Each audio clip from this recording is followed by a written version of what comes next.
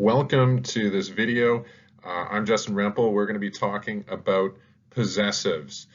Possessives are a special kind of word that show ownership, and there's certain rules in the English language around this type of word and how we use them, how we spell them, and how we use punctuation to make them make sense.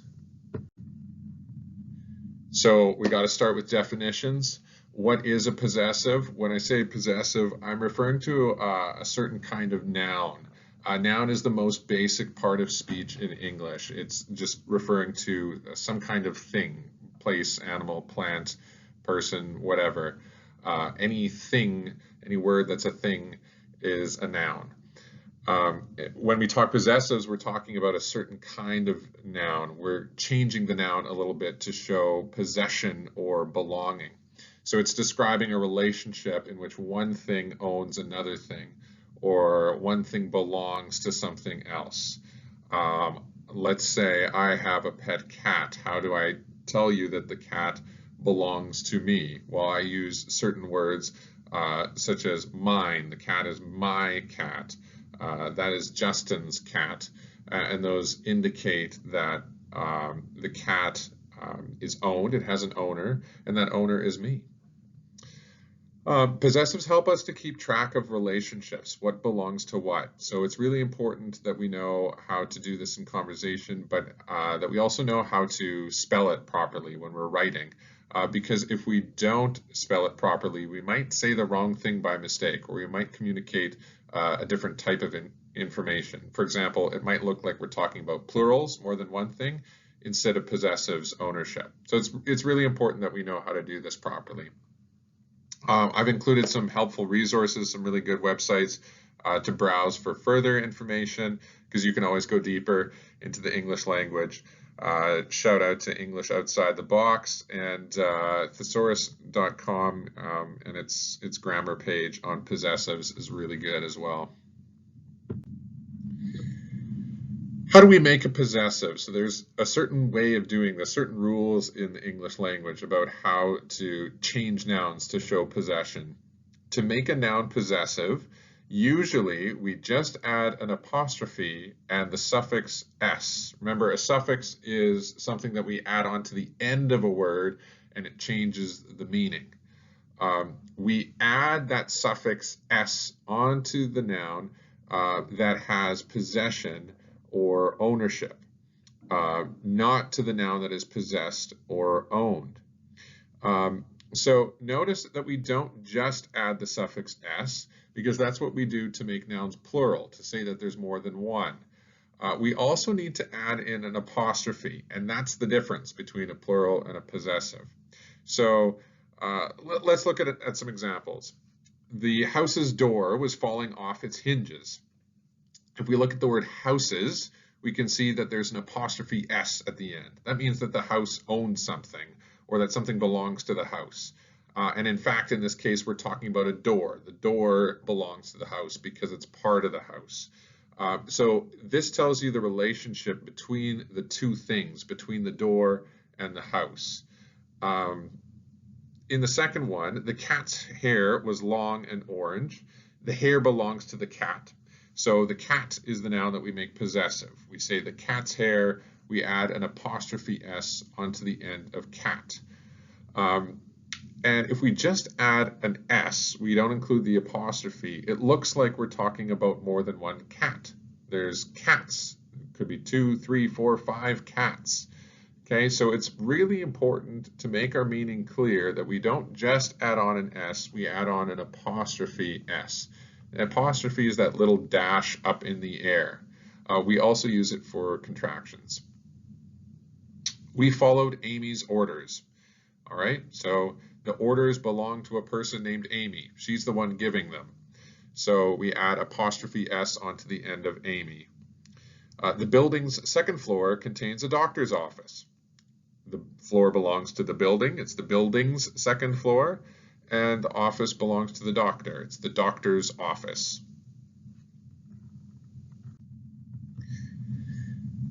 Possessives get a little bit more interesting if we have a noun that already ends with s. And there are two ways to do this. Some people add an apostrophe and the suffix s as per usual. So octopus's tentacles, they'll add apostrophe s onto the end of octopus. Chris's jacket, they add apostrophe s onto the end of Chris, even though it already ends with an s. Some people, though, add on just the apostrophe. And their reasoning is that we already have an S at the end of a noun. We don't need to add another one. And you can see this on the spelling on the page. Octopus's tentacles, Chris's jacket, they've just added an apostrophe, not another additional S.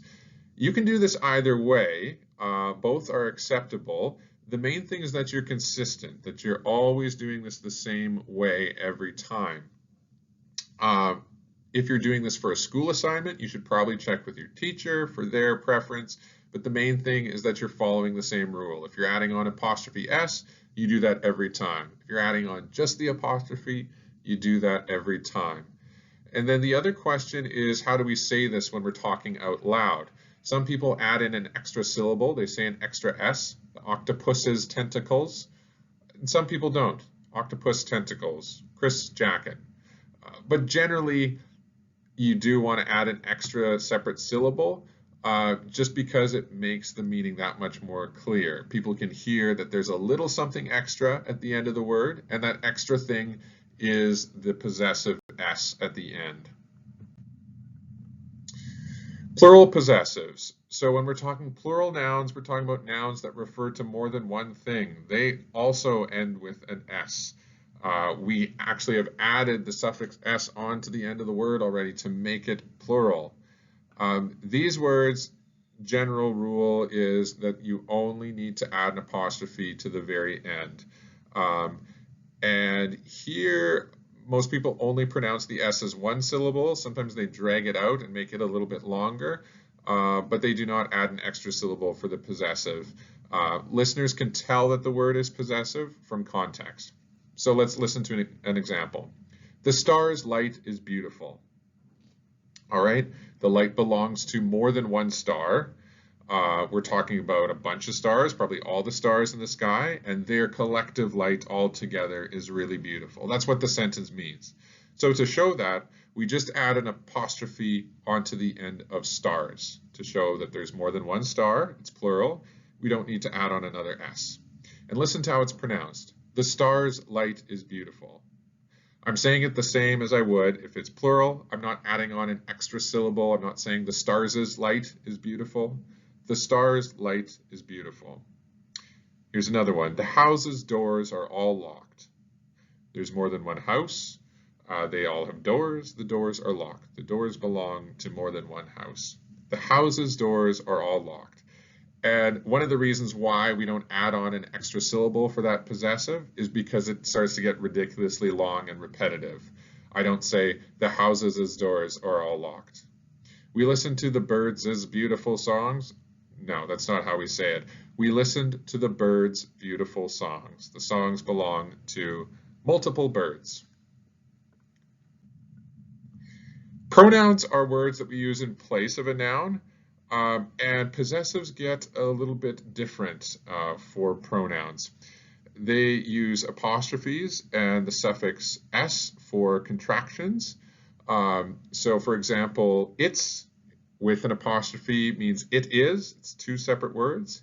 He's means he is. He's going to the store. She's is short for she is.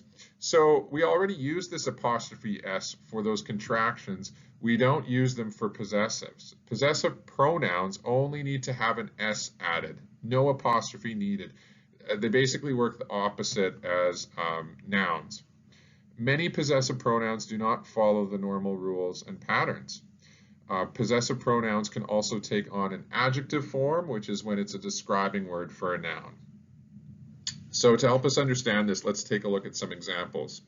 If we're talking about the first person singular pronoun, that means I'm talking about myself and just me, one person, myself. Okay, so the pronoun for that is I or me. The possessive pronoun that says something belongs to I or me is mine. That bag is mine. If I'm using it as an adjective, a word to describe the bag, I would say that is my bag. Okay, that bag is mine is the possessive. It shows that I own the bag. But there's this adjective form to describe the bag, my, my. That is my bag. Let's talk about the second person, you, when I'm talking about someone else and I'm talking to them. And the second person is the same whether it's singular, whether there's just one, or whether I'm talking about a group of people and it's plural. It's always the word you in English. If I'm talking about something that belongs to you, I would use the possessive pronoun yours. This apple is yours. There's no apostrophe in there, Y-O-U-R-S. This apple is yours. If I'm describing the apple as belonging to you, I would say this is your apple. All right, that's an adjective form of the possessive pronoun. This is your apple. This apple is yours. If I'm using the third person masculine pronoun, which is the pronoun he, the possessive form of that is his. The shirt is his. All right, so I'm talking about someone else who is masculine. They are not here. The shirt is his. If I want to have the adjective form, it's exactly the same. This is his shirt. All right, so that's the way of describing that the shirt belongs to him. This is his shirt. The feminine third person is she. So again, this is for a feminine person who is the third person, not in the room, not around. If I'm talking about something that belongs to that person, the possessive form is hers. The hat is hers. The adjective form is just slightly different. There's no S. This is her hat. H-E-R, her. This is her hat. Sometimes we just talk about someone or something in the third person and it's gender neutral. It's not masculine or feminine. The word for that in English is it. It can be anything. And it has a possessive form as well. It's without an apostrophe. It's without an apostrophe. ITS means that it belongs to it. The home is its, or this is its home, depending on whether you're using the adjective form or not. This is its home. Usually you use that word in the adjective form. It's very rare not to. If I'm talking in the first person plural, which means I'm talking about myself, but myself and other people, more than one people, ourselves. Okay, the word for that is we or us. So the possessive pronoun version of that is our. That means it belongs to us. This land is ours. If you want to use the adjective form, you would say our. This is our land. And if you want to refer to the third person plural, which is a group of people that's not around, they're not here, you'd say they refers to, or them, and the possessive form is their. This is their ball. The adjective form is theirs. This ball is theirs.